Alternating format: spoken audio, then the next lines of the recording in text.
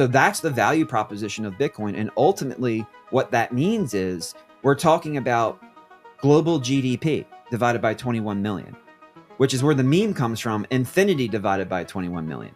Because with human intuition and creativity, the GDP is limitless. There's no limit to what humans can accomplish and achieve. So we take human accomplishment and creativity and productivity and we divide it by 21 million Bitcoin. And you will always conserve your purchasing power through that process. Now, Bitcoin is only store of value.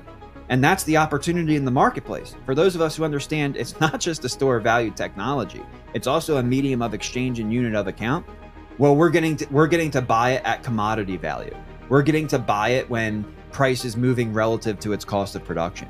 But after we move from commodity value up the S-curve of adoption to monetary value, that's when we get to global GDP divided by the 21 million. Itadakimasu. Welcome to the Everyday Investor, everyone. I'm Darcy Ungaro. I'm delighted to be in the presence here of CJK all the way from Florida. How are you? Hi, I'm great. Thanks for having me. It's great to be here. So I want to get into a pretty broad discussion around everything connected to, say, macro, Bitcoin, everything in between. We're living through a period of time of intense change, right? So I just wanted to get your take first and foremost, just around your view around financial innovation. Are we likely to see that what started out in 2009 with Satoshi Nakamoto, are we likely to see that is where we're going to get financial innovation from? Or do you think that traditional finance will just take the best of the best and naturally get there anyway?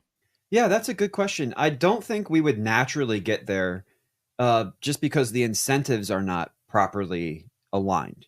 So the controllers of the system, the powers that be, so to say, I think everything works for them pretty good right now. I think if you look back here in the United States at the Silicon Valley Bank failure, pretty quick they were able to spin up the bank term funding program. Underwater banks were able to post that collateral at par value, and that eliminates the problem. So being able to print money at will, being able to have an elastic money supply with no limit on what they can do or how much liquidity can be added to the system is a big benefit to them. So I don't think we would naturally trend in the direction of Bitcoin. I think it would actually be, the natural trend would probably be towards a central bank digital currency, towards a tool that these powers that be can use to not only name interest rates, but now start to control supply and demand by naming the prices of milk and chicken and eggs, and trying to control the whole economy. Of course, we've seen this in history fail 100 times. But when the candidate is coming out and saying, we're going to do price controls, you have to be concerned that this is their idea and this is the direction that they want to go. So do you think then that if left alone, if not challenged, if we the people don't stand up, do you think that central bank issued digital currencies will be the natural evolution of centralized authority? And do you think that they'll inevitably succeed? I think it would be the natural evolution of centralized authority because it now gives them complete control, and they want control over resource allocation. So just naming the price of money and the interest rate is not enough. They got a little filler of that, and now they want to name the price of everything. Now they want to tell you what you can and cannot buy. I think if you look at China and you look at they have over 700 million CCTV cameras and they work on a social credit score. And you look over at the UK and if you retweet the wrong tweet, you can go to jail. I mean, and we're talking, this guy just got sentenced for a tweet for 20 months in prison for a tweet. So this is about control. This is about power, absolute power, and absolute power corrupts absolutely. And unfortunately, that's the natural progression. But thank God, like you said, in 2009, we have this unnatural thing come into the system. We have this engineered money enter the marketplace. And that's why we're 15 years in. You know, this is a big problem. And if you look at the internet, if you look at other solutions to other big problems, it took a lot longer than 15 years to get to where Bitcoin is now. So in the adoption curve, in the S curve of adoption, Bitcoin is moving at a pace that outpaces the internet, outpaces cell phones. It outpaces quite a bit of relevant technology that we all use in one form of another today. And to see Bitcoin accelerating at an even faster pace than these game-changing technologies should be a strong signal to your listeners and to the world that something different is going on here. And thank God for Bitcoin, that engineered money concept, absolute digital scarcity, the difficulty adjustment, providing sustainability in downward adjustments, and store value through upward adjustments. This asset is amazing, and we've never seen anything like it before. This engineered money, do you want to break that down a little bit more, what you mean by that?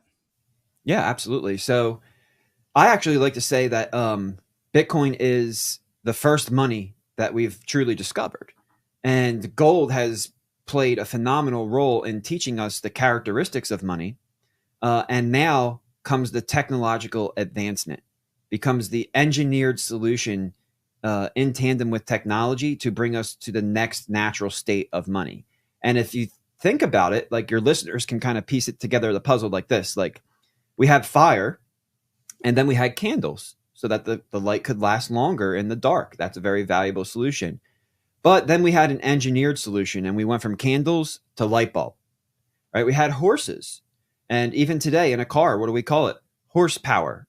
So horses were, the number one way to get around. They helped build this country. But then we had an engineered solution to the natural solution, which is the car and the truck. And you look at newspapers, the printing press, revolutionary, putting ideas in people's minds, allowing people to learn to read and write. The powers that be didn't like that, but then we made that even better. And now we have strings of code that can present text to us in the digital medium. And newspapers and magazines are dying. Everybody goes online or into your app to find out what's going on.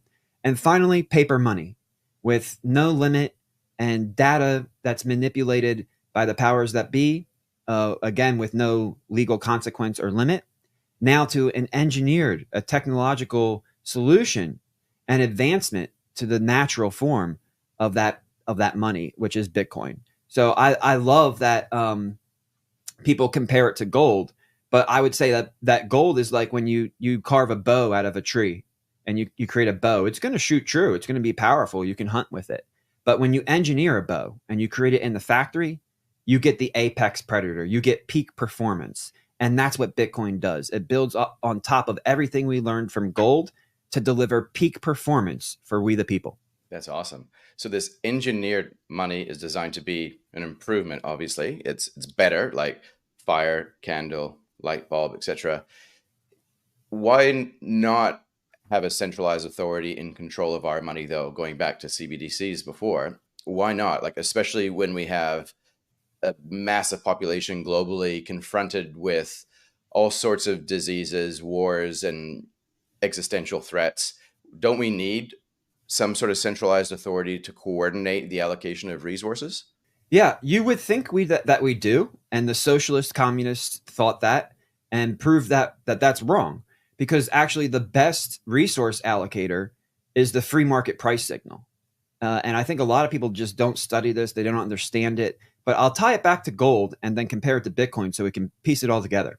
And what's really interesting is when you look at gold, when the price of gold is above the cost of production, producers make a profit. Well, they're going to reinvest that profit to expand the supply of gold. So you hear a lot of people saying, well, what if BRICS backs their currency with gold?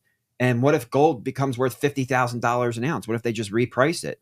Well, $50,000 an ounce repricing does not increase the cost of production of gold. So what you've done is you've created an artificial profit, which the market will then take advantage of. And it will, they'll build spaceships to go fly out and get asteroids that are made of gold and bring it back if you give them that much profitability, because it's the profit that's reinvested. And you got $50,000 versus a $2,000 cost. So gold did such a good job over time of holding our value because that value was preserved through the inflationary process. And there's a difference between inflation and economic demand. And hopefully your listeners understand that difference, but the majority of the world does not. And when they hear inflation, they think economic strength. But in reality, inflation is not economic growth at all. And inflation passes through on cost of production and price. See, because now gold holds your value because they print money. We get inflation. The cost of the producer goes up. So they must pass that cost to the consumer. Otherwise, their profit margin is going to shrink. So with inflation, you get an increased cost of production, which then forces a higher price. But when you have economic demand could push up the cost of production a little bit, but really it's pushing up the market price. And as the market price goes up relative to the cost of production, producers are seeing increased profits. They can take those profits and reinvest in expanding supply. That allows them to reduce their marginal cost of production. I like to use the water bottle example. If you make 10 million water bottles, it might cost you 10 cents per water bottle. But if you make 50 million water bottles, it only costs you 6 cents per water bottle. Now, why that's important is because now you can lower your front end price because your cost went down. So you can lower the price, the unit price, but you're maintaining the same profitability, or you're even more profitable. But with the lower front end price, lower prices invites more demand. So now you're selling more units. And what do we see? More production and more consumption. That's the definition of a healthy economy. Now, if the cost of production of gold is at 2,000 and the price of gold goes below that cost of production, what's going to happen is producers are not going to produce anything anymore because there's no profit to capture. Supply will come down against a steady demand, and then that forces a higher price. And that will happen until the price goes above the cost of production, and then profit incentivizes producers to step in.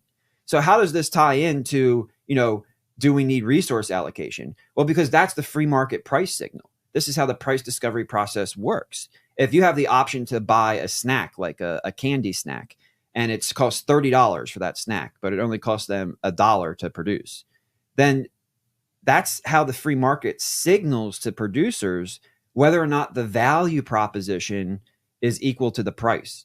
Because if it's at $30 and you're not getting that much nutritional benefit and you're not getting taste, then you're going to say to yourself, well, that's too expensive. I'd rather just buy this apple for $2, or, this other snack that is much more fair value. There's much smaller premium in the price relative to its cost because of the value it delivers to me.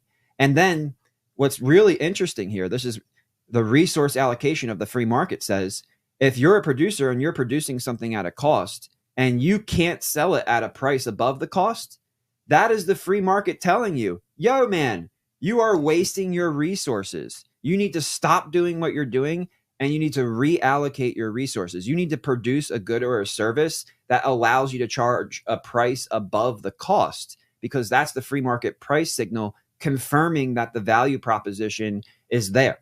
And that's, we have the free market to do that. We don't need a group of men to do that.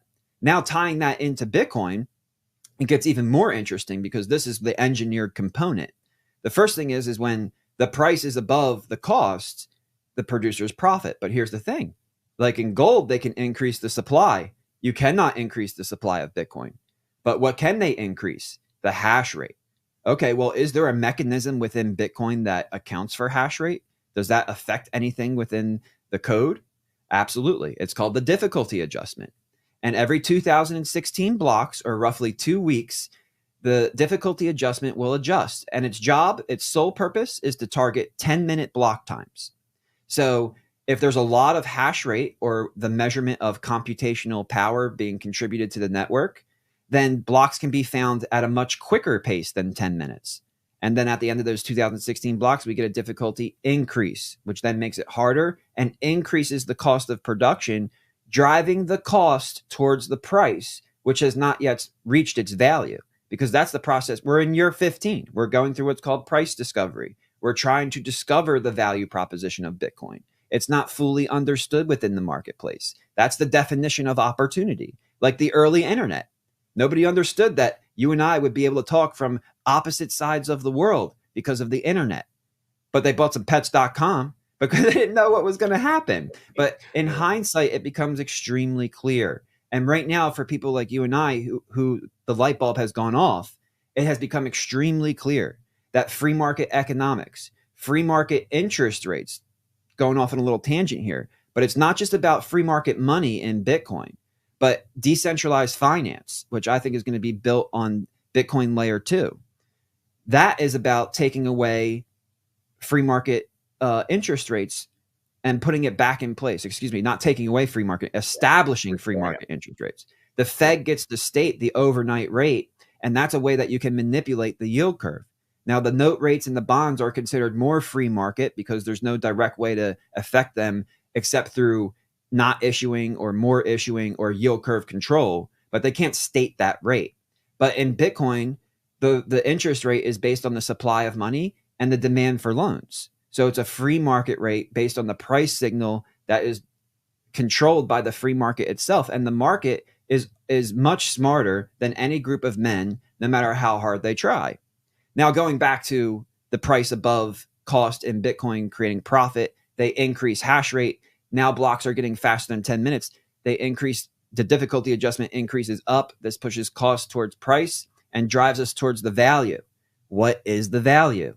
Well, the value proposition of Bitcoin, although some would say it's nothing, it's just thin air. No, that's incorrect. The value proposition of Bitcoin is, first of all, a store of value, right? It's a way to secure the purchasing power of your time and energy.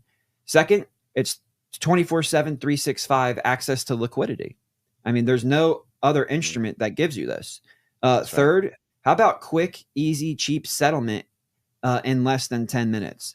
And finally, trustlessness. Nodes trust nobody so that you and I can trust anybody on the network.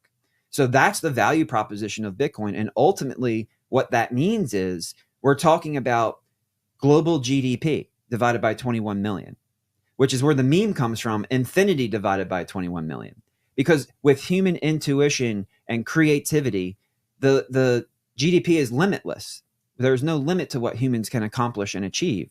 So we take human accomplishment and creativity and productivity and we divide it by 21 million Bitcoin. And you will always conserve your purchasing power through that process. Now, one last thing I'll add to this is, okay, well, you gave us the example of price going below cost for gold. What about for Bitcoin? What does that mean for Bitcoin? Because we understand how the positive difficulty adjustment drives value into the network. But what about the negative? Well, I'm glad you asked, because the negative component is about sustainability, right? In the traditional system, think about COVID. What did we need to do? Well, those men needed to take action. They needed to lower interest rates. They needed to perform quantitative easing. They needed to monetize government debt. They needed to come up with all these different plans in order to remain sustainable, in order for the system to survive. But in Bitcoin, when the price goes below the cost and miners are unprofitable, hash rate will turn off as it's liquidated or relocated, and the difficulty will decrease. Well, what does this mean? This means that the miners who were properly managed through the commodity cycle and did not get over leveraged or overextended, they'll be rewarded because they'll be more profitable and they'll be buying the computers of the miners who did it wrong. So the difficulty adjustment is that engineered component that acts as a sustainability function on the downside and then as a value driver function on the upside. And we have an engineered algorithm that can do, based on mathematics only, what humans at central banks try to do based on politics and emotion and manipulated data. Hey, pardon the interruption on this episode. We'll get back to it shortly. There's over 560 million crypto users worldwide, and that number is growing around 10% a year. If you haven't made a start yet in this space, the good news, you're still early. The bad news, each day that you delay making a start, you risk becoming late. Now, I'm not here to tell you that crypto is going to solve all the world's problems. Some of them, yes. But I just want you to consider, if you're an everyday investor, to look at crypto as part of a legitimate investment strategy. So I created Crypto 101, Crypto with Confidence. It's a free 5-part video course designed to give you a solid understanding of buying, selling, swapping, and holding crypto confidently. Join me and 4 other experts to gain the tools that you need to reduce the chance of loss and increase the odds of success. Start your own crypto journey with confidence now by taking the free online course. Link is in the notes. I'll see you there. I don't even know where to start, but going back to, I guess, price controls, right? Like what you were starting off with there was just a beautiful example of how the free market effectively is the most efficient vehicle to allocate resource. Is it perfect? Depending on your perspective, probably not, but it doesn't have to be perfect. It has to be efficient. And so whenever you overlay control, man-made controls over a natural system, not through design, but through, I guess, emotion, like what you're saying, and politics and all sorts of motivations that creep in there, you get some sort of suppression or manipulation of these free market forces, which inevitably create magnified side effects that are probably actually way more damaging. Case in point, post 2020, super low interest rates. Let's crank up the quantity of supply, asset prices, goods and services, eventually wages, price spirals upwards. What's the cure to it? Higher interest rates. Why not just let the free market do what it does? Because it will probably normalize. But that's the kind of stuff that seems to happen. And now you have this engineered perfect money on the scene. It is like a light in a dark room in a sense, right? Like it actually highlights just how broken, corrupt the existing system is. Yet those who are, I guess, captivated by the existing system looks at it as the evil itself because it's so different, right? But what is it going to take before people en masse realize that we can't or we shouldn't control these natural free market forces, especially when it comes to money? Do you think it'll come to some sort of event where the system collapses and people start to choose it? Or do you think little by little, bit by bit, block by block, people start to choose perfect money over the unsound money that we currently have? Yeah, kind of like a Gresham's law. Well, Yeah. first I want to address what you said about revealing um, some of the mismanagement and problems in the system from Bitcoin, because I also think, and this is interesting because candidate President Trump said in his Bitcoin 2024 speech that if he becomes president, he will look to use stable coins to expand the dominance of the dollar. At Bitcoin Energy Summit a while back, I sat on a panel. I had the honor to sit on a panel with Congressman Byron Donalds, who also sits on the Financial Services Committee here in the United States. And he told us that the Financial Services Committee was considering the stablecoin bill here in the United States as a way to create demand for treasuries, because according to the bill, the stablecoins need to be backed 1-to-1. Now, there's a dilemma that's created here because our fractional reserve banking system is backed. Well, it used to be backed 10 cents for every dollar. Now it's probably backed 1 cent to every dollar. And it does vary between banks because it's based on that bank's risk profile. And it's also based on that's bank's interpretation of Basel banking policies. So those couple of reasons will make a bank deposit be backed between 1 cent and 10 cents, at least here in the United States. Now, stablecoins backed 1-to-1. So if they made this bill, if they passed this bill, something really interesting is going to happen here in the United States. You are now going to give the marketplace an option. You can now hold a bank deposit backed by a penny to 10 cents. You can't access it 24/7. If you need money on Sunday, then you better come on Saturday in between hours to hit the ATM.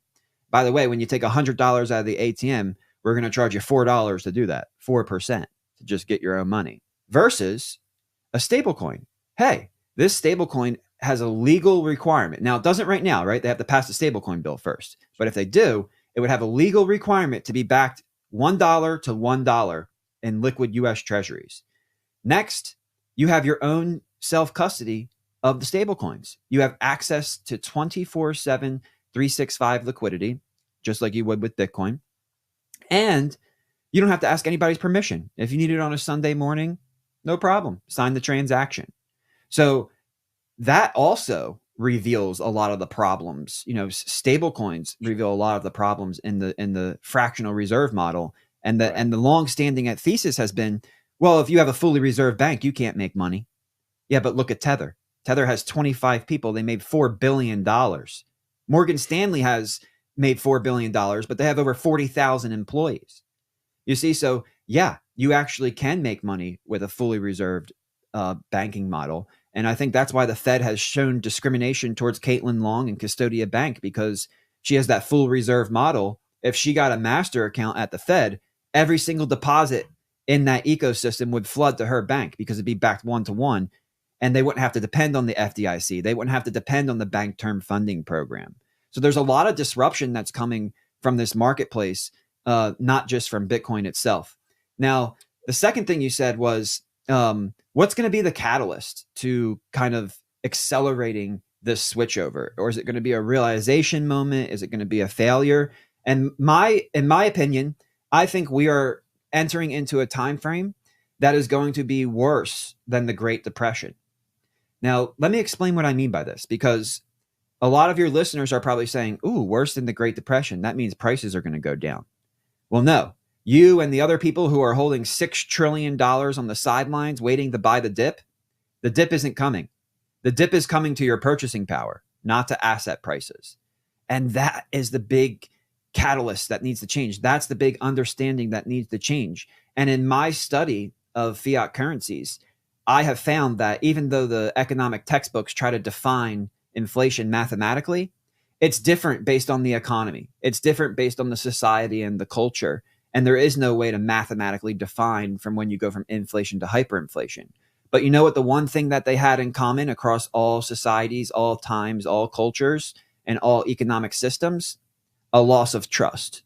People didn't trust the powers that be anymore. And it was the loss of trust that was the catalyst that shifted us from inflation to hyperinflation. So as we move into what I call, or I think is going to be a time frame that is worse than the Great Depression, why will it be worse? Well, let's think about this for a second.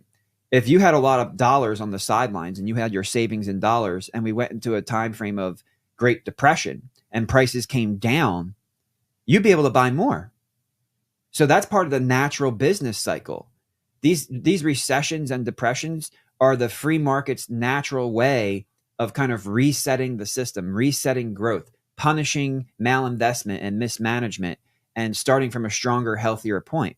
Inflation doesn't let that happen. That's why we have zombie companies in the stock market. That's why we have prices that are basically unaffordable at this point. But we have not seen anything yet. What's coming down the line is that prices are going to move so fast, so high, so much further than people can anticipate or are anticipating right now, that we will go into a hyperinflationary depression. And even though you're making more money, even though everybody is going to be a millionaire, nobody is going to be rich. And your quality of life and your standard of living are going to plummet because affordability is going to plummet. And there's no amount of demand destruction that can stop it from coming, because it's not coming from the economy. It's coming from the abuse of the currency. And now that's where Bitcoin comes in. You cannot abuse Bitcoin. Bitcoin has an absolute digital scarcity. It's a finite supply. It will not allow you to create inflation. And then if you try to create inflation like FTX and Sam did selling paper Bitcoin, when that time of reckoning comes, nobody can print the Bitcoin for you. There's no bailout coming. You have forced failure. But in an economic system with mismanagement and malinvestment, forced failure is a benefit. It's a short-term pain for a long-term gain. All of the printing that we're doing in the current system doesn't allow that destructive process of the natural business cycle to take place. And every time we have a crash, prices crash up, purchasing power crashes down. And this next crash is going to be a move from what we're in now, which is an inflationary recession, to what I believe what will be called a hyperinflationary depression. And that could be the moment that trust is lost. And if it is, the dollar will end up worthless in the streets. Now, I hope and pray as an American, for the sake of my children, for the sake of our quality of life and standard of living, that this doesn't happen. And I think that's my main vote. I'm a one issue voter, and I'm going to vote for Trump because, number one, he's going to keep Bitcoin as a strategic stockpile. That's going to strengthen the asset side of our balance sheet. All we have on the asset side of our balance sheet is our economy. There's not much over there. We're not allowed to tap into the oil. That's another reason I want to vote for him.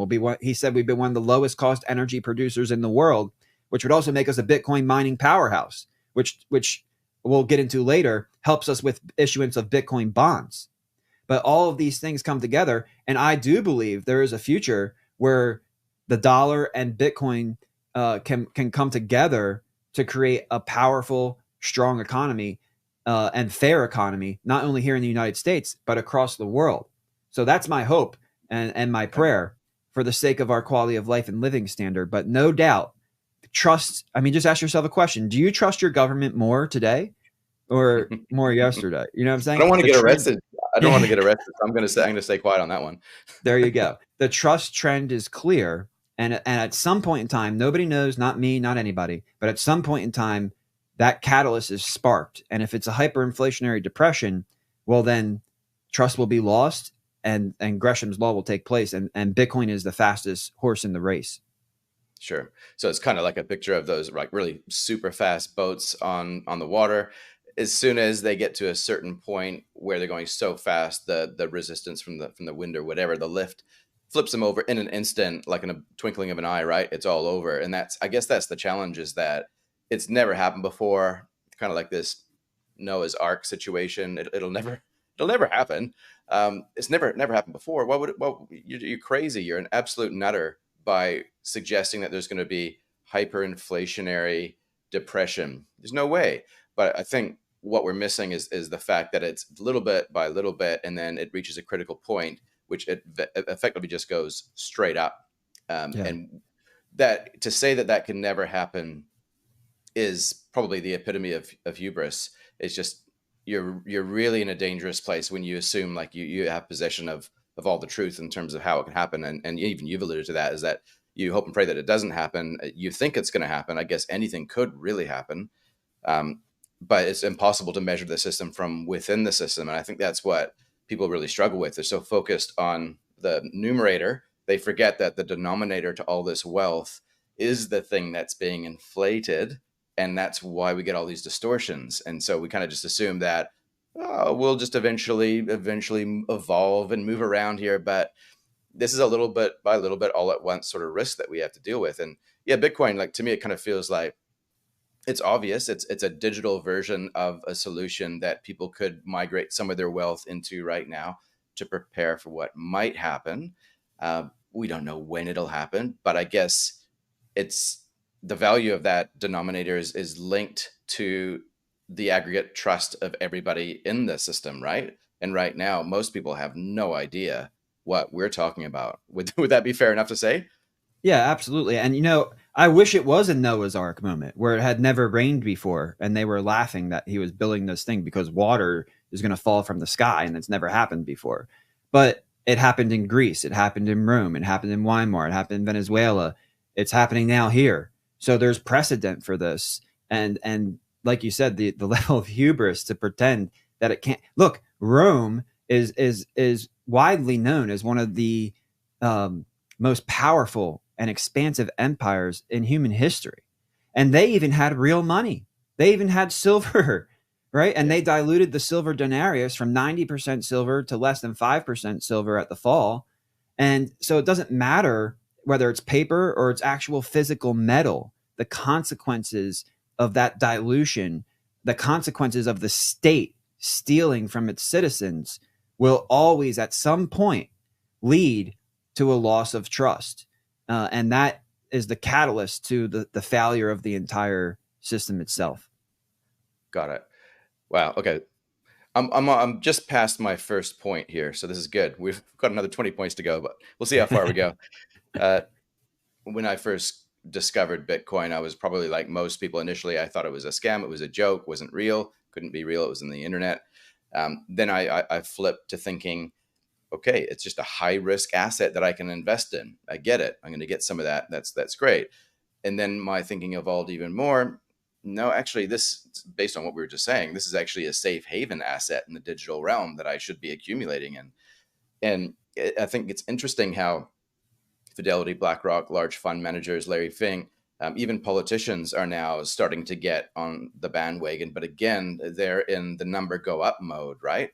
And if they really knew what Bitcoin is about, not what they want to make it about, they would probably be a little bit more cautious. Do you think that it's kind of like almost like a Trojan horse sort of concept here, where Bitcoin from within that traditional finance system will eat it alive because they've let it in? Or do you think that maybe they have a chance at suppressing it somehow, creating paper Bitcoin? Well, you're always going to be able to create paper anything, right? We've already seen FTX with paper Bitcoin, but it comes back to that destructive part of the cycle. You can't print the extra Bitcoin to make up for your mistakes. So I don't think I do think it's going to be a Trojan horse type thing. The reason for that is just because the system has worked so good and has worked for so long. And it's why people aren't even aware of what's really going on. But the other thing is we're in year 15. Bitcoin is really only a store of value. And if you think about gold became a store of value over hundreds of years because people tried to use a whole bunch of different things to store value. And the number one thing that you're looking for is scarcity because you can store that value. But it took hundreds of years to become a store of value. Bitcoin is already a store of value within 15 years. Then what broke up around banking was turning it from a store of value to a medium of exchange, right? Because you couldn't have monetary velocity with gold. The monetary velocity was limited because if you want to spend micropayments, it just takes too long. So velocity was limited. So what did we need? What did gold need? It needed a layer two solution. Isn't that interesting? Because Yeah. that layer two solution ended up being debt notes written against or bank deposits, which is writing a check against the gold. So that layer two solution is what turned gold from a store of value into a medium of exchange. Very quickly afterwards, after its huge adoption curve, because of the ease of use of becoming a medium of exchange, it became the unit of account. Now, Bitcoin is only store of value. And that's the opportunity in the marketplace. For those of us who understand it's not just a store of value technology, it's also a medium of exchange and unit of account.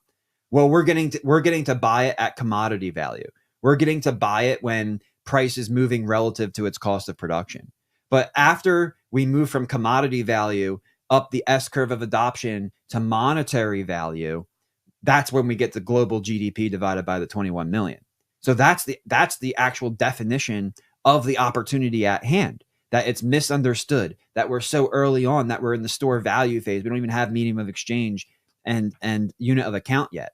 But I do believe that some L2 solutions coming down the road, and I don't think there's going to be one champion. I think it's free market, and each solution is going to cater towards a different problem in a better way. So you have Lightning, you have Liquid.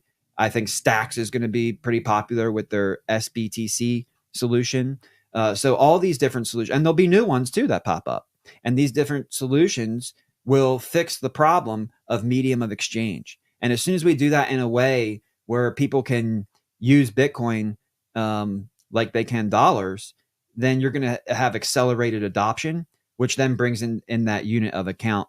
Now things are real. I mean, they've already been going unbelievably fast. The rate of, like I said, we're outpacing all different technologies adoption curves. So we're already outperforming. But when people start to figure this out, and it looks like they're figuring it out now. When I started in Bitcoin over a decade ago, this was like a laughing. If you said something like countries will be mining Bitcoin and presidential candidates will make it part of their campaign policies, you'd be laughed out of the room. And now it's a reality. So the speed of adoption, the speed of recognition is even faster than cell phones and the internet. It's truly amazing. So I do think it's going to act as a Trojan horse because it's hitting so hard and hitting so fast.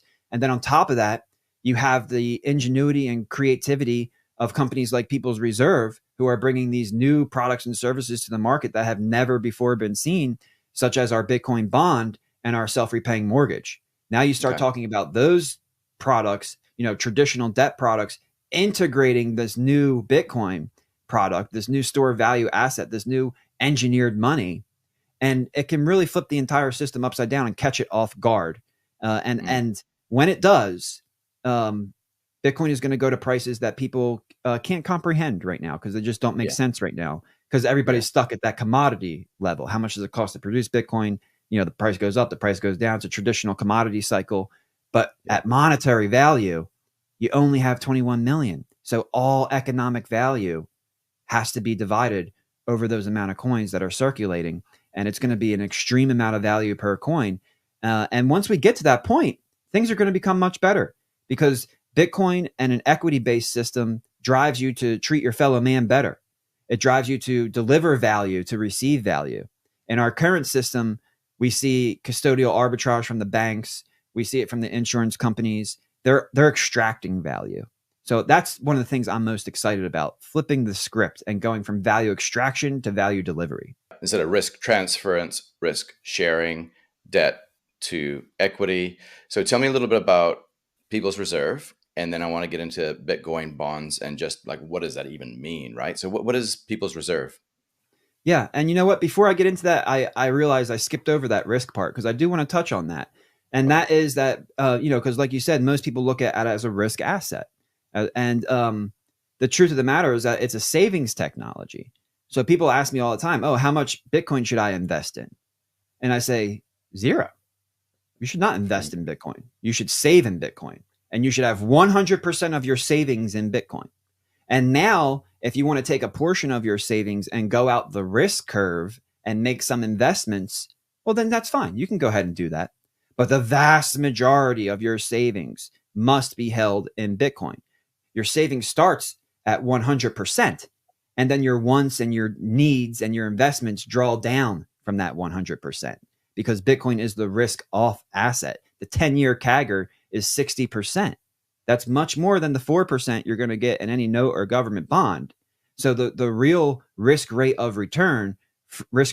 of return is actually Bitcoin. So thank you for letting me tap back on that, because I want people to understand that That's good. Bitcoin is risk adverse. It's not risk on. It's built, great. it's designed, it's strategically designed to leverage the natural economic cycle to empower we the people, which makes it the lowest risk asset. And People's Reserve is built around that ideology. People's Reserve is built, Bitcoin bonds and self-repaying mortgages are powered by Bitcoin, the most pristine form of collateral in the world, because of its engineered design. And that realization is what the banks and pretty much every other company in the marketplace is missing right now. You can borrow against your Bitcoin right now for 12%, I think, 14%. What? Are you kidding me? So hold on, let's get this right.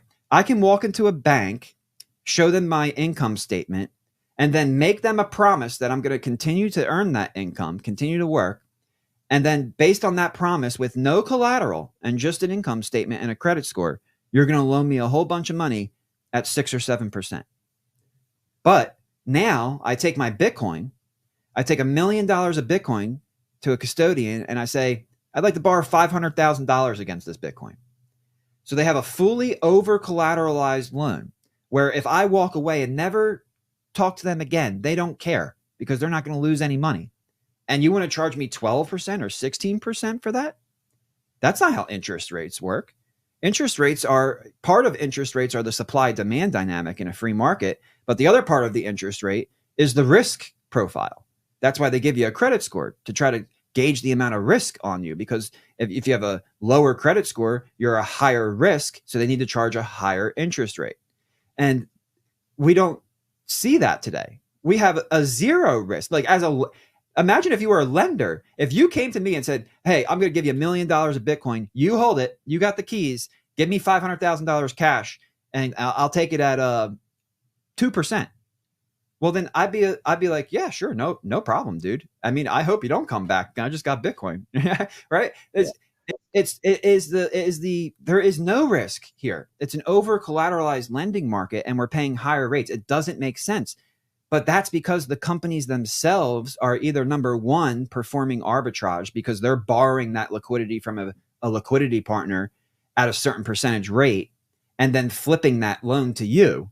And then so they have to charge more than what they're paying to borrow the money. At People's Reserve, we use our own liquidity. We don't have to tap in to other people's liquidity at a rate. So that's how we can beat those rates. And then the second thing is it's about value extraction, right? It's not about helping you unlock the trapped equity in your emerging digital asset class, in your Bitcoin asset. You have all this wealth. It's in the internet economy. You can't bring it back to the real world unless you sell it and create a tax obligation. Elon Musk can borrow against his Tesla shares, but I can't borrow against my Bitcoin. Bitcoin's much less risky than Tesla shares.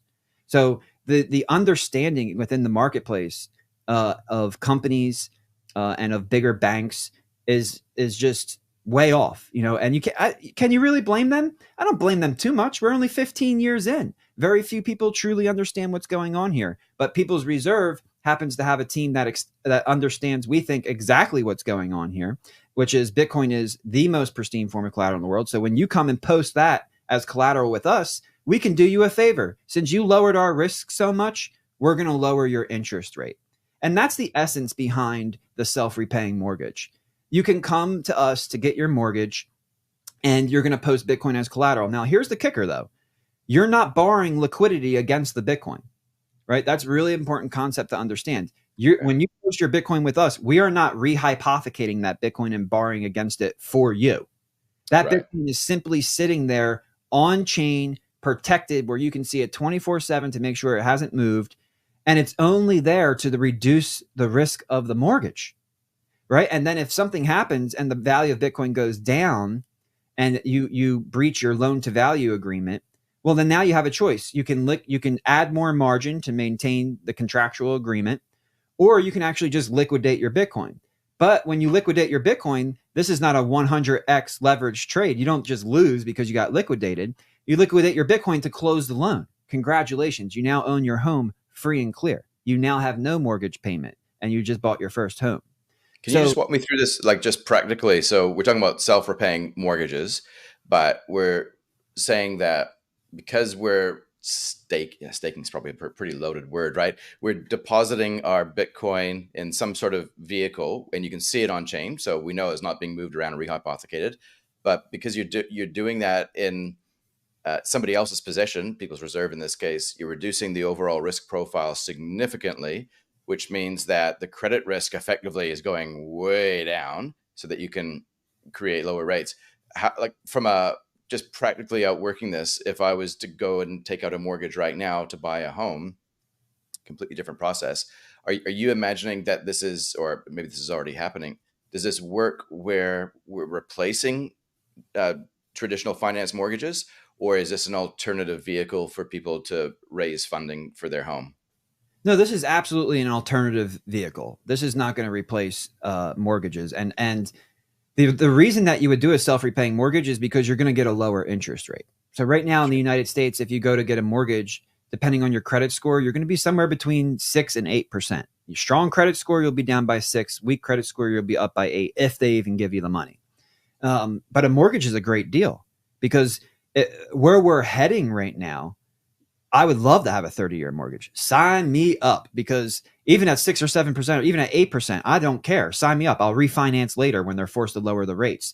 Because let's say my monthly payment is $5,000 a month.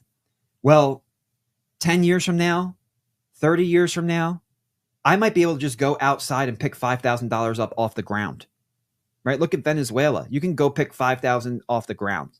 So if I can go in 10 years or 15 years or 20 years or whenever, within any time frame of that loan, if I feel like I can go out to the curb and pick the 5,000 up off of the street and then walk into the bank and pay my mortgage payment, that's an asset to me, right? And that kind of, people are like, well, wait a second, a loan is an asset? I thought that was a liability.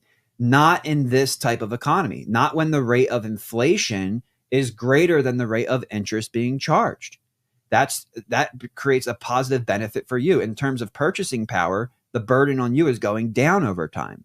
So I think it's important for people to remember that a mortgage is a really good deal. If you can get it, take it. But a lot of people aren't going to be able to get the mortgages, and a lot of people also don't have Bitcoin.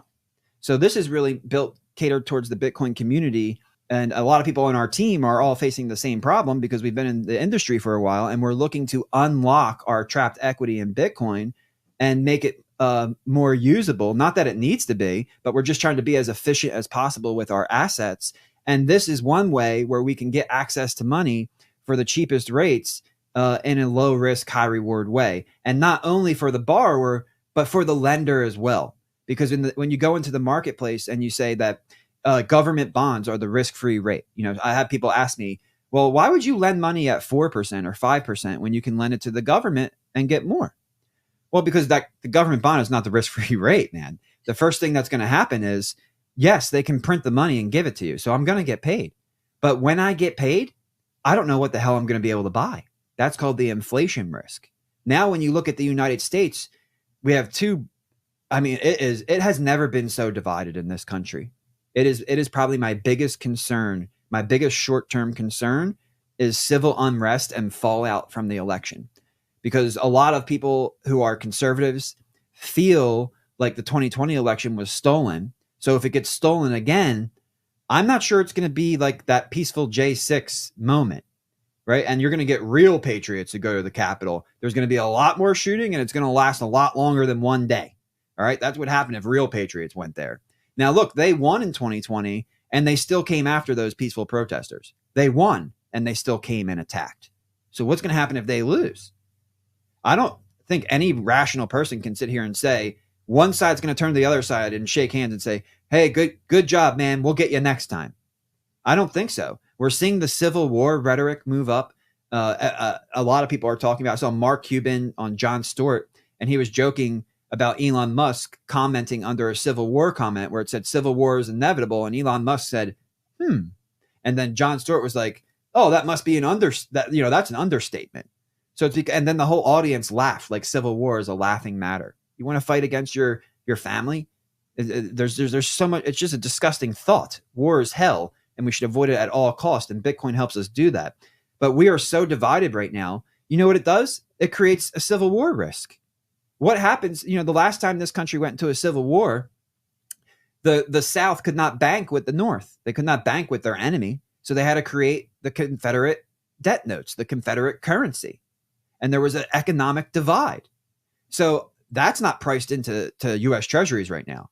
Civil unrest or federal government fallout post 2024 election is not priced in at all to US treasuries, and it is absolutely a non-zero risk. And that's do I want to loan my money to the government? Well, I have a question for you. What happens if we have fallout?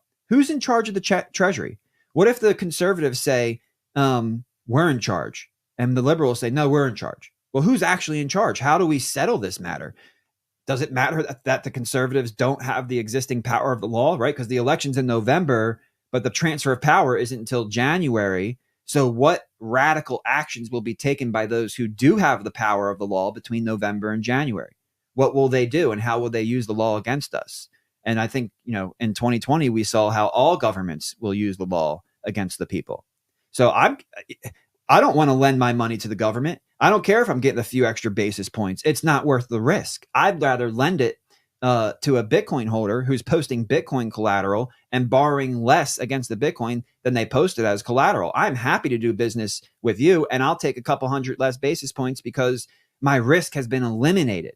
So I think that's the big difference here. Once you get your hands on Bitcoin, you start to look at risk way differently. If I risk my dollars, I don't really care. If I'm risking my Bitcoin, I'm going to pay more attention here. And when I'm risking Bitcoin equity, I'm going to be like an eagle. I got eagle eyes on this. I want to know exactly what my risks are. I want to know exactly what could go wrong. And I want to know how to take advantage of the situation. So People's Reserve is, it's a win-win. It's a win for the lender and it's a win for the borrower. And it's a more secure alternative solution to existing mortgage, not a replacement. Okay. So it's really just the collateral that's securing the loan. So instead of placing security over the home, it would be placed over a stack of sats. Is that It's actually both. It's actually both. Oh. So there'll be a lien on the property, and your Bitcoin will be posted as collateral. And then if you want to liquidate your Bitcoin, or if the price of Bitcoin goes down and you breach that loan to value ratio, you have two options.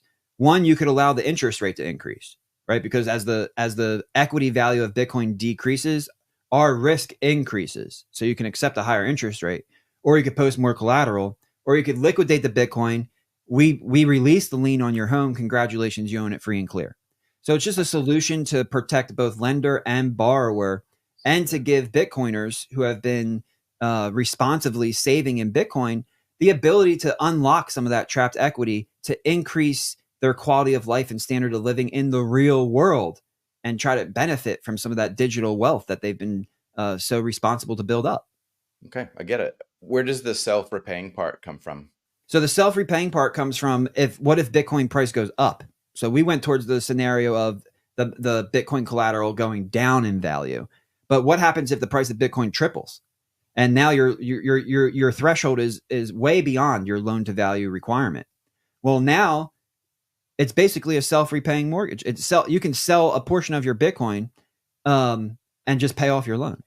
So that's the self-repaying portion of it. When Bitcoin does what we think it's going to do and it goes up in value, you can save hundreds of thousands of dollars in interest, depending on your loan size. But you could save hundreds of thousands of dollars in interest costs by allowing the appreciation of Bitcoin to close that loan and pay down principal to eliminate those interest costs. And I guess there could even be some sort of reverse dollar cost averaging, i.e. just set up an automatic withdrawal, like liquidation mechanism where it's $5,000 per month of Bitcoin that's being sold. So effectively, you're never subject to whether that 60% compounding annual growth rate persists into the future. or even if it's just 20%, it doesn't really matter. It's still going to be an amount sufficient so that your stack's still going to grow in value while those mortgage payments are being made from that appreciating asset as well, right? Absolutely. Absolutely. That's probably the really smart way to do it so that you can Yeah. take advantage of uh, the growth of Bitcoin. But Yeah. again, some people don't want to give up any of their Bitcoin and they're happy to keep making those payments. Again, it's an asset, right? Like we have the dollars, we're looking to earn more dollars. You have the Bitcoin, you want to keep your Bitcoin, but you need to bring forward the purchasing power of your Bitcoin. You can do Sure. that at People's Reserve. And Okay. so that's the self-repaying mortgage. Now, Yeah. the Bitcoin bond is a completely different product. Hmm. And it's actually a principal protected note, but when people hear principal protected note, they go to sleep. So Bitcoin bond is a much more fun way to describe what's happening here. But it's also a Bitcoin bond because the yield of the bond is produced by Bitcoin itself. So a lot of people hear Bitcoin bond, they probably think of Samson or Max Kaiser and El Salvador and Yeah. Volcano bonds. Yeah. And from what I understand, they want to borrow Bitcoin and then pay Bitcoin denominated interest, which, you can run into some issues with that because the appreciation of Bitcoin is so rapid that that interest liability can grow on you and could bankrupt your model. It could break your model. So I wish them the best of luck, but our idea is that we want Bitcoin to actually, we want to flip the script and allow the performance of Bitcoin to empower the bond, not to create a liability within the bond.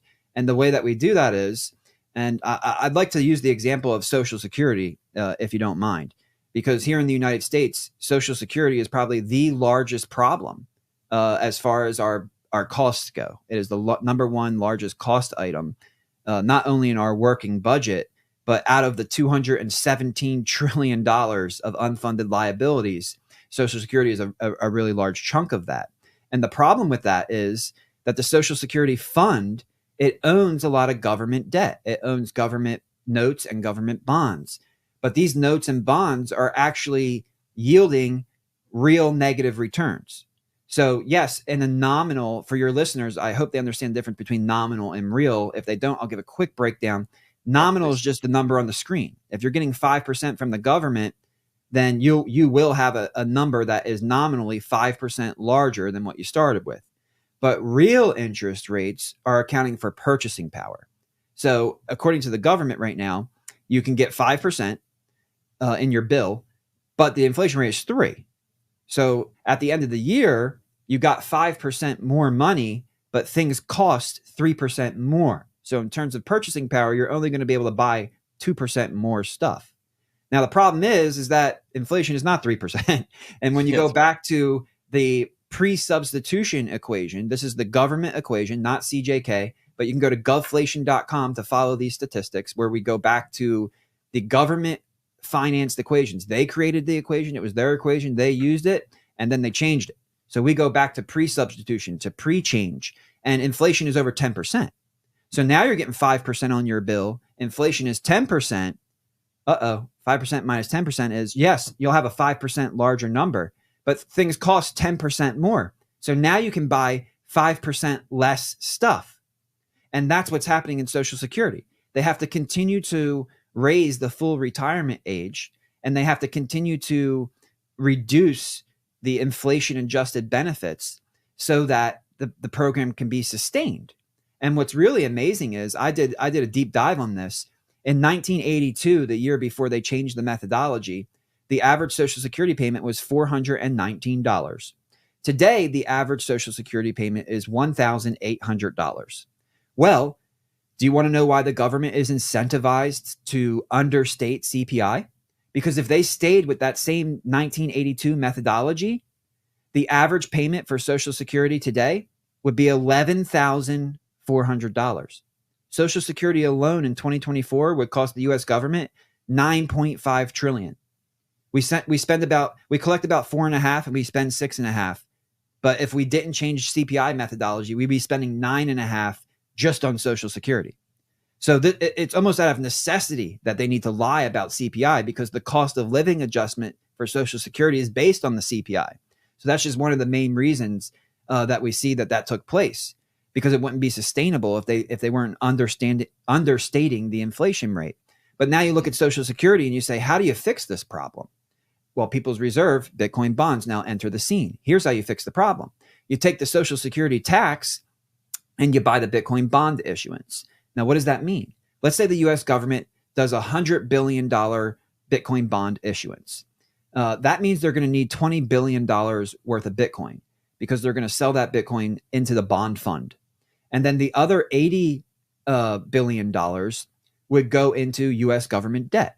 And what happens is, after the 5 years, the Bitcoin bond is a 5-year principal protected note. After the 5 years, the government debt matures. Well, when it matures, the 800 or the 80 billion turns back into 100 billion. So your principal is protected. The Social Security Fund lent 100 billion, and at the end of the 5 years, they have 100 billion. So even if Bitcoin goes to zero, which it's not going to, but let's just say it did, they didn't lose any money. Their principal was protected and secured by the government debt. On a nominal basis. Yeah. On a nominal basis, yes. Now they'll still get hit with the negative real perk, but they're dealing with that now. So what's the point? We gotta try to fix this thing, right? We can continue to deal with the same problems, or we can attempt to innovate. And now, if they accept that innovation, if they go forward with this product, what's left over is the $20 billion worth of Bitcoin. Now, what's really interesting is, let's just say Bitcoin does something unprecedented and it goes down negative 50%, right? That sounds weird to us. Over 5 years, Bitcoin goes down negative 50%. No, maybe over 5 days, but hell no, not over 5 years. There's no precedent for that. But let's just say it did. Well, that 20 billion is now worth 10 billion. Well, 10 billion out of 100 billion is 10%. 10% divided by 5 years is 2%. So in simple interest terms, you're getting 2% APY if Bitcoin goes down 50% over 5 years. Now, what if Bitcoin price just stays the same over 5 years? You got the 20 billion, that's 20%, that's 4% APY. Well, in 2023, the Social Security Fund, the average effective interest rate of the funds was 2.4%. So if you issue a Bitcoin bond and you put this in practice, and Bitcoin price just stays the same, and I know we're going to get into the positive feedback loop, because price can't stay the same once you start this. But even if it did stay the same, you are now out-competing. You are now outperforming. You're at 4% APY versus the 2.4% you're getting now, which means you have less negative carry, which means the program becomes more sustainable. But now, what if Bitcoin does what we know it's going to do? What if Bitcoin really starts to perform? What if over the next 5 years it maintains its 60% CAGR year over year? Well, by the end of that, you're talking about a 10x in price.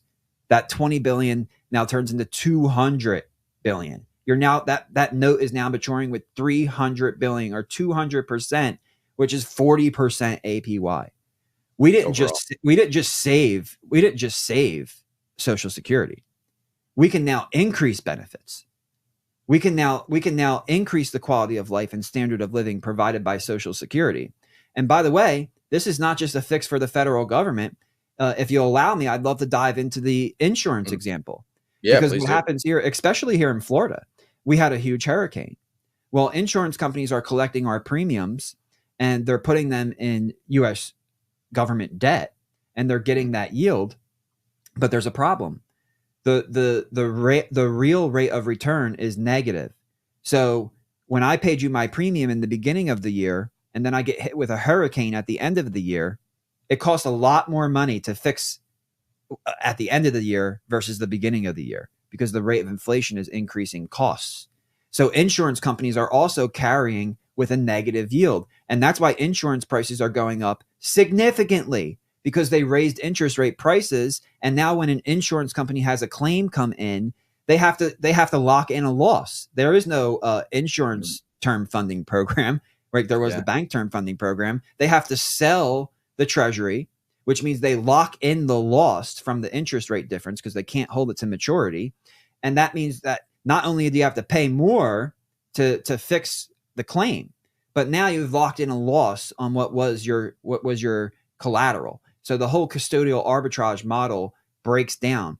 And an insurance company that would invest in Bitcoin bonds, this is really important, because remember, you have your principal protection.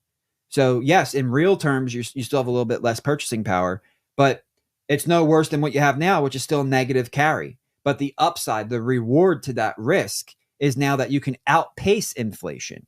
You can now have a bond that can pay 8%, 10%, 20%, 40% over that time period.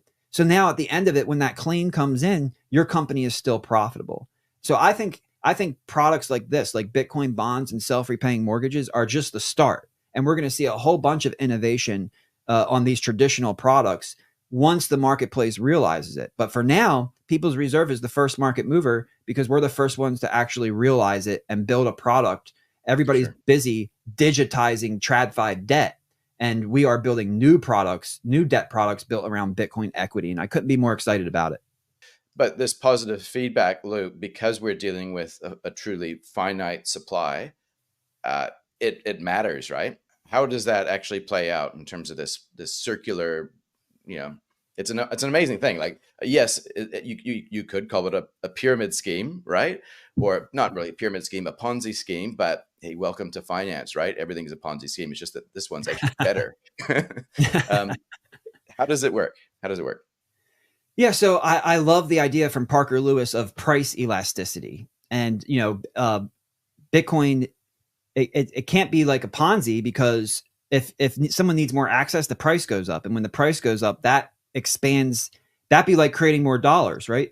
Because the purchasing power increases. So really, when the government is deficit spending, what they're looking for is an increase of purchasing power that they have not yet earned. Bitcoin can deliver that through its performance rather through dilution. So I love that concept of price elasticity. But what that does is it plays a huge role in the positive feedback loop that we see.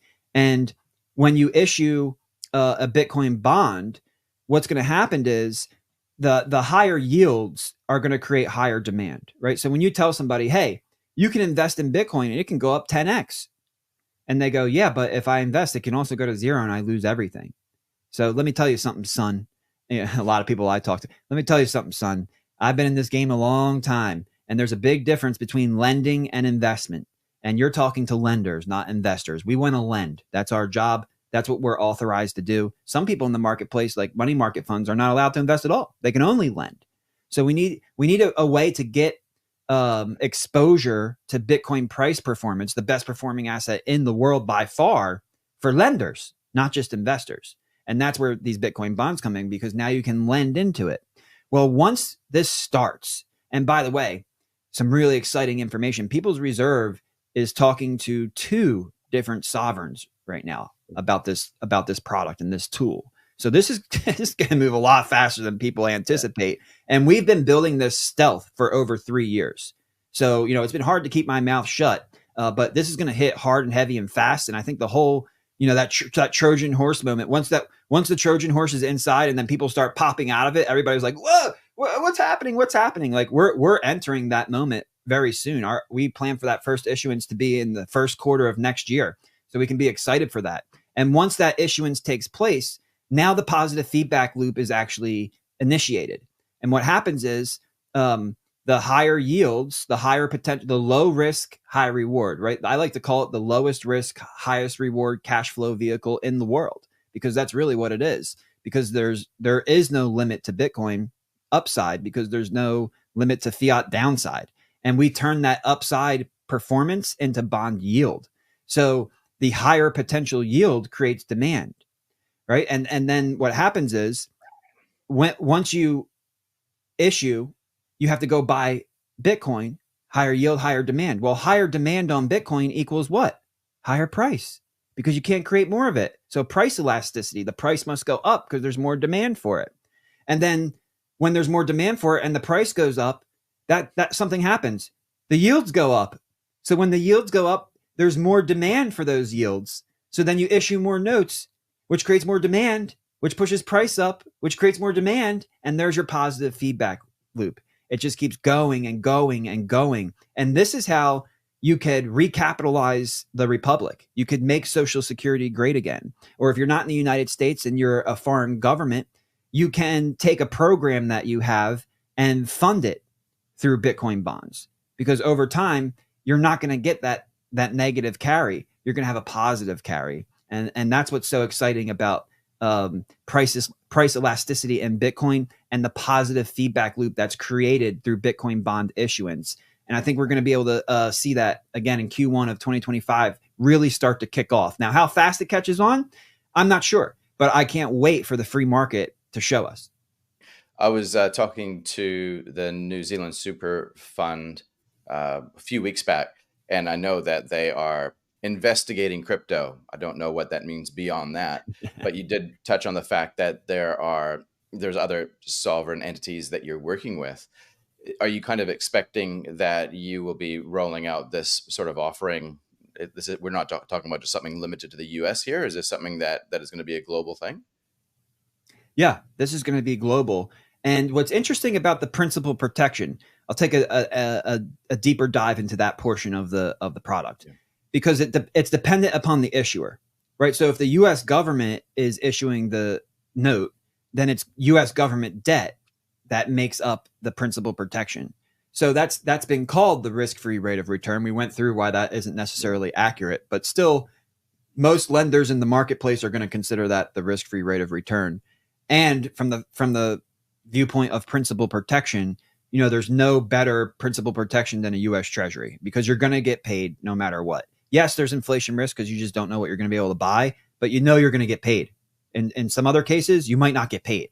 So it does depend upon who the issuer is. One of the countries that we're talking to is oil rich. So the principal protected note would be backed by the oil in the ground that they have.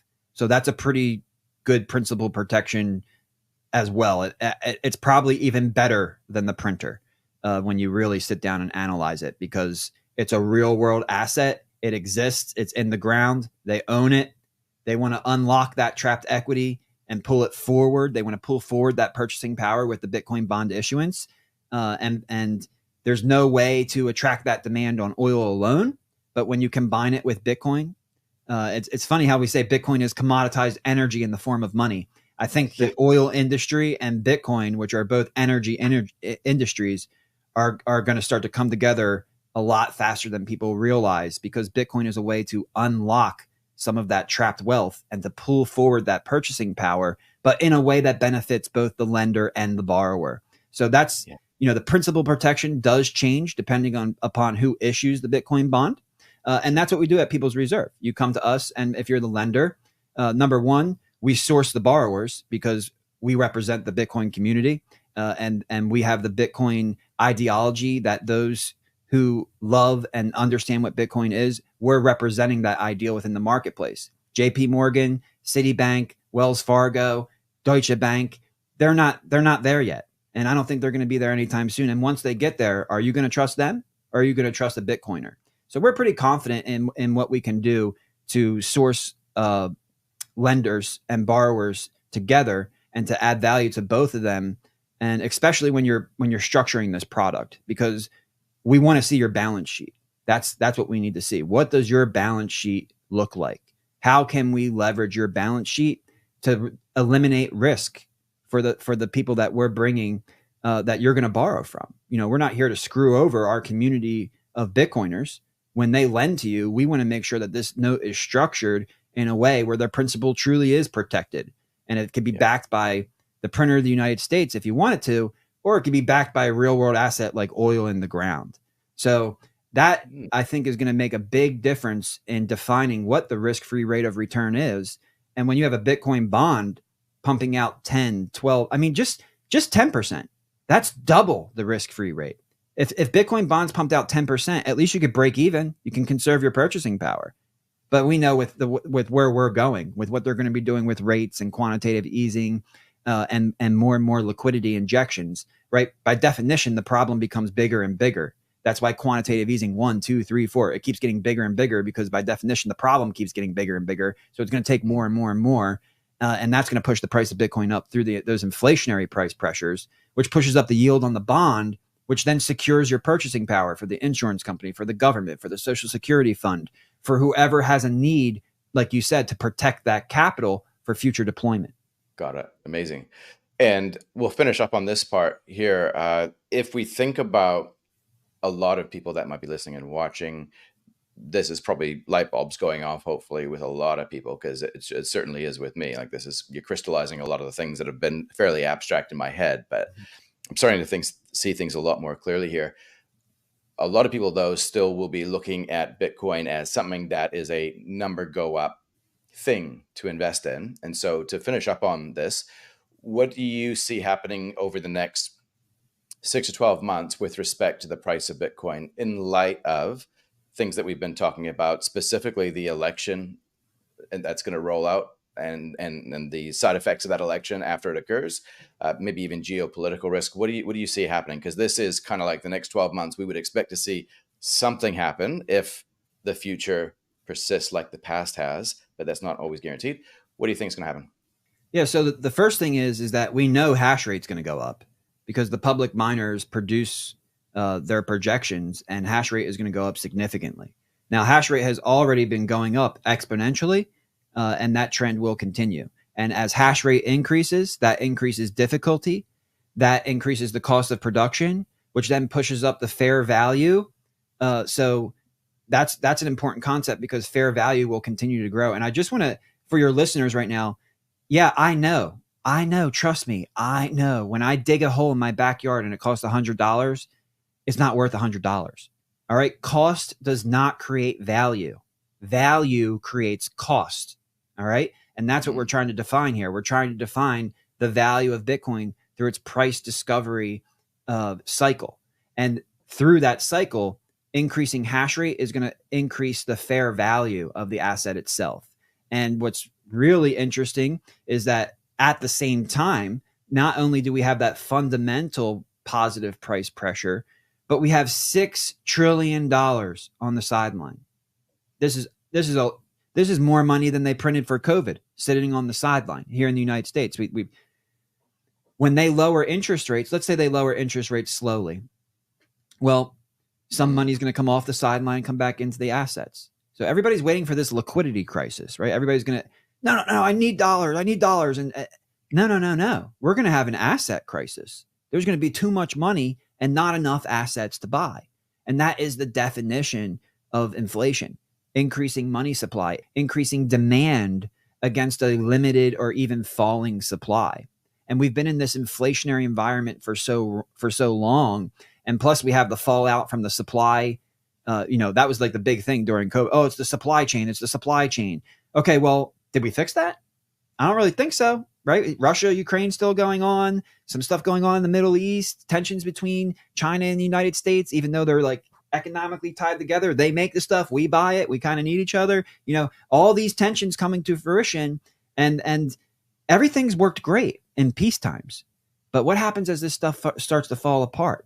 I think we're going to see an acceleration of these, let me call them reactions from the central authorities. So lowering interest rates. Trump before actually called for negative interest rates, which is a really interesting concept in itself. But what if he gets in? What if rates go negative?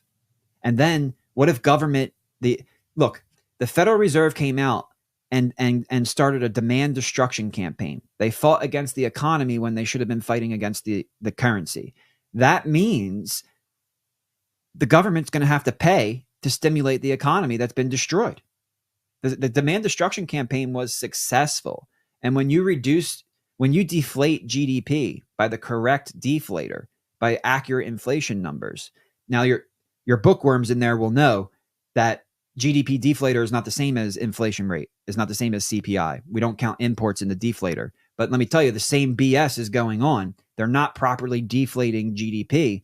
We've been in a recession since 4Q 2022, which is no surprise because they started raising rates in 1Q 2022. So there was a slight lag before the economy started to have a recession, which is what you would expect in a demand destruction campaign. But prices didn't really correlate with that because the government didn't listen to the incentives of the central bank. They continued to spend. As a matter of fact, tax receipts were going down and spending was going up, so the deficit grew. So it created even more inflationary pressure.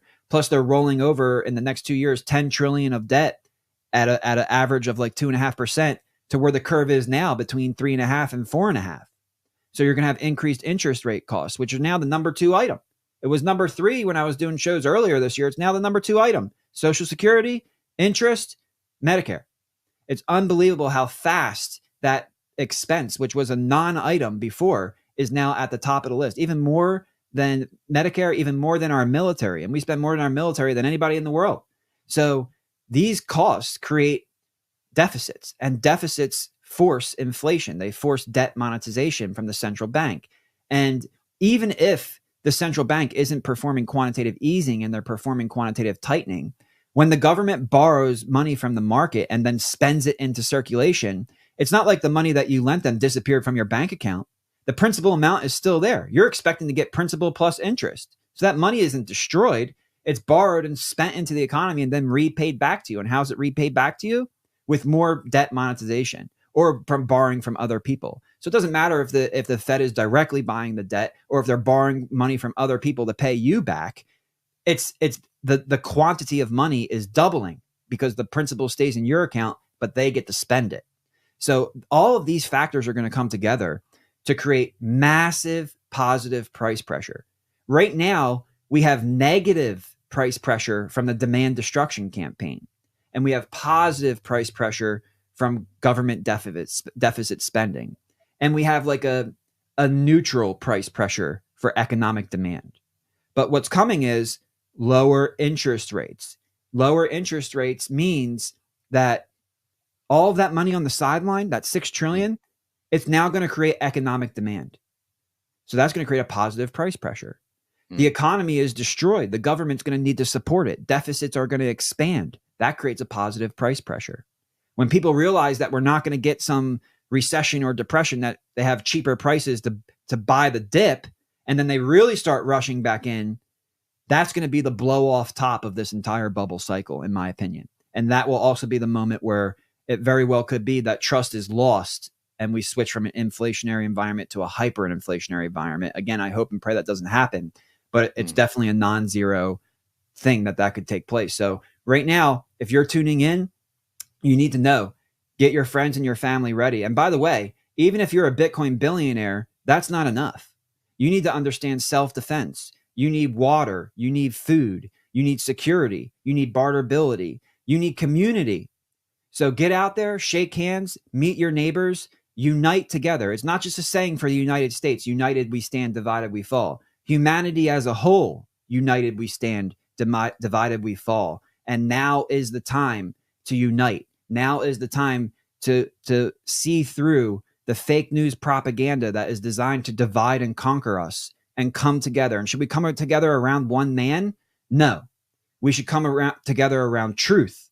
And Bitcoin is truth money. It's economic truth. And if we come together around Bitcoin truth, we really can become united and have a positive future that's better for us and our kids and our great grandkids. We'll have something to be proud about going into the future rather than passing off a problem and kicking the can. Forget kicking the can. Let's pick the can up, let's fix it, and let's remake this thing so that we have a bright orange future to look forward to. That's awesome. All right, a bright orange future, and hopefully it's not napalm, right? It's actually Bitcoin orange, not fire orange. There we go. Thank you very much. There, just to clarify that. That's awesome. Now, where can people go to follow you? I know I've been following you a lot on X lately, been stalking you a little bit there. Where's the best place for people to hear more about your content? Yeah, so I'm most active on X. I don't really do the other stuff. So I'm on X as at CJ Constantinos. I'm sure you'll put it in the notes or in the link below.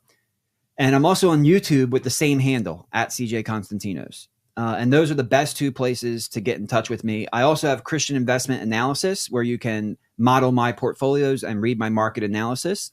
It's up to you. I don't push any of these things. All I do is produce value and welcome you to the community. So any one of those ways is the best way to follow along and hear what I have to say. And if you really like what I have to say, to even model your portfolio after mine, because what's coming is coming fast, and it's coming a lot faster than people realize. So it's definitely time to take the right steps, to follow the right people, to listen to the right podcasts, and to share this information with everybody you can, because you don't want to be in the middle of this thinking, I should have told my uncle, or I should have told my cousin, or I should have told my neighbor. We need to unite now together. So thank you for everything you do and for having me here today to to spread this message to help orange pill the world. Awesome. Appreciate that one. Thank you very much.